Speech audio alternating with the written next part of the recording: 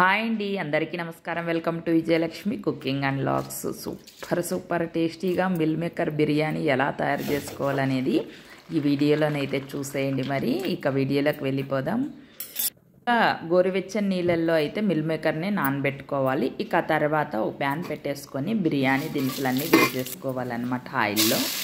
ఇక చూడండి, అలాగే ఆనియన్స్ కూడా వేసేసుకొని ఇక గోల్డెన్ కలర్ వచ్చే వరకు కలుపుకోవాలన్నమాట. కాస్త కరివేపాకు, పచ్చిమిర్చి కూడా చీలికలు వేసేసుకొని ఇక గోల్డెన్ కలర్ వచ్చే వరకు కలుపుకొని అల్లం వెల్లుల్లి పేస్ట్ కూడా పచ్చివాసన పోయే వరకు ఇలా కలుపుకోవాలన్నమాట. ఆ తర్వాత టమాటా ముక్కలను కూడా వేసేసి ఒకసారి బాగా కలిపేసుకోండి. ఇక ముందుగా మనం మిల్ మేకర్ నానబెట్టుకున్నాం కదా, ఒక 5 నిమిషాలు 10 నిమిషాలు నానితే సరిపోతుందన్నమాట. ఇక మనము ఇవన్నీ పిండేసి తీసేసుకోవాలి మిల్ మేకర్ని. ఇక తీసేసుకొని పక్కకు పెట్టేసుకోవాలి. ఇక చూడండి, పెరుగు కూడా వేసేసుకొని ఇక కలిపేసుకోండి. పుదీనా పెరుగు వేసేసుకొని కలిపేసుకోండి ఒకసారి.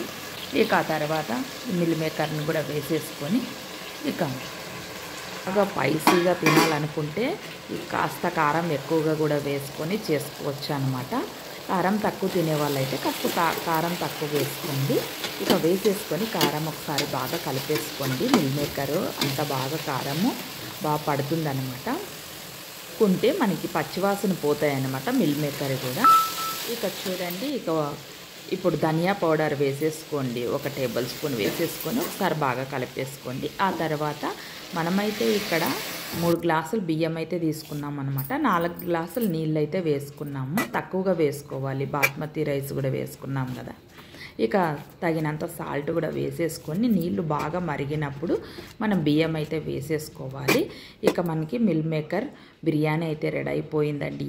సూపర్ అంటే సూపర్ టేస్టీగా చాలా బాగా వచ్చింది. లైక్ చేయండి, షేర్ చేయండి, సబ్స్క్రైబ్ చేసుకోండి. Bye friends.